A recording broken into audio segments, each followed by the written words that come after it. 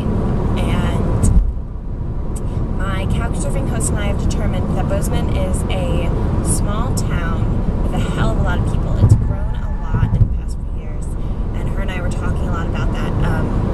I just wanted to, I'll show you pictures and stuff of what I did. I more just kind of like wandered and went to galleries and shops and walked up and down Main Street, and went out last night, spent a good deal amount of time in 2 different coffee shops applying for jobs and trying to be responsible. But I wanted to talk about my experience with Jill, who's my couchsurfer in Bozeman. Couchsurfing host, I'm her couchsurfer. I was her first one actually, and she got into it because she had plans on traveling more over the summer and this and that, and I just had such a good time. I really like this entire, okay, the website is couchsurfing.org. Now, it is a part of a project to bring about international peace. I know I'm not explaining it right now, but when you join, you make a donation, and it's an organization that really builds friendships across like borders and oceans, and because really people travel everywhere, and you stay with these people for free.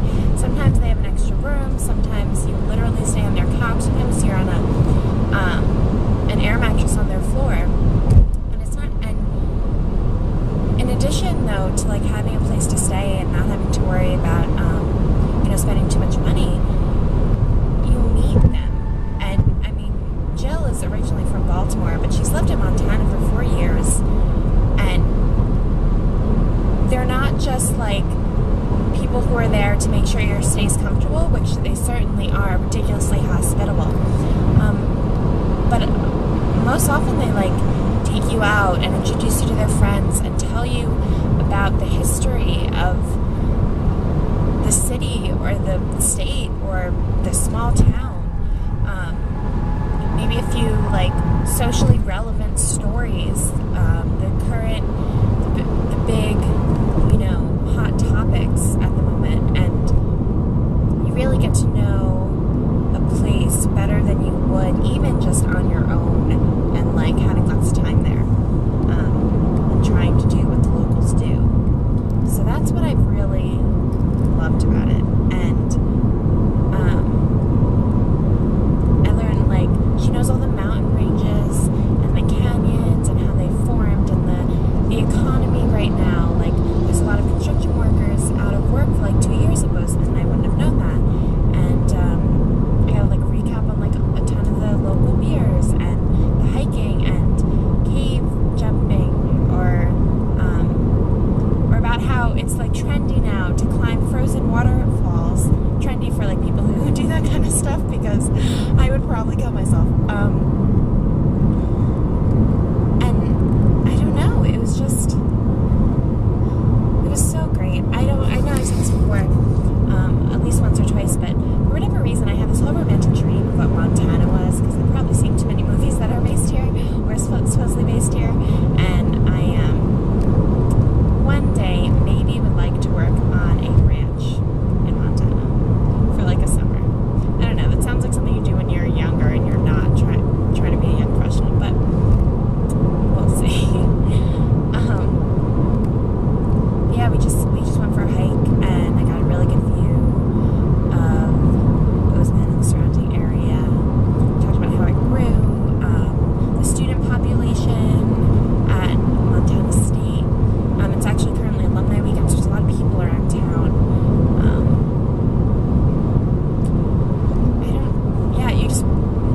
The way of life. Now, there's something that I've realized throughout this whole trip. It's like, I think this is kind of common sense, but people don't normally think this way. I'm assuming that like people live the same everywhere. And it's so simple yet so complicated to think about all the different places and different terrains and climates and all. I mean, the only thing that makes it different is maybe like outdoor activities, because that's based on obviously the physical landscape. But they do all the same things, and yet they have such a unique view on life and living.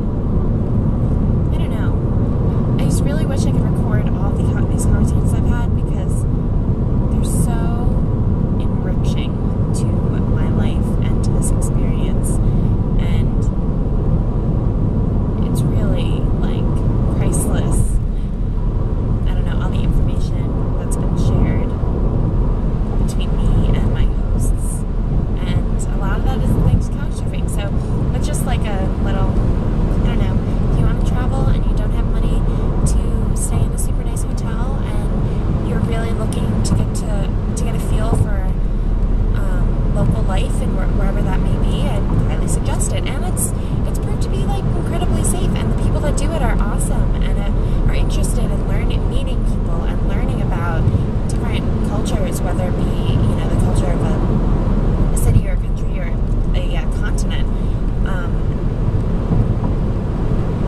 And I don't know, they're like into interesting hobbies, and it's like super cool. I wish I could like get all these people together that I've met along the way and just have one big party when I get home, because that would be really fun and entertaining, and there'd probably be a lot of good conversation going on there. But yeah, now I'm headed into South Dakota, and I can't even tell you how many people have been like, ooh, South Dakota, like there's nothing there.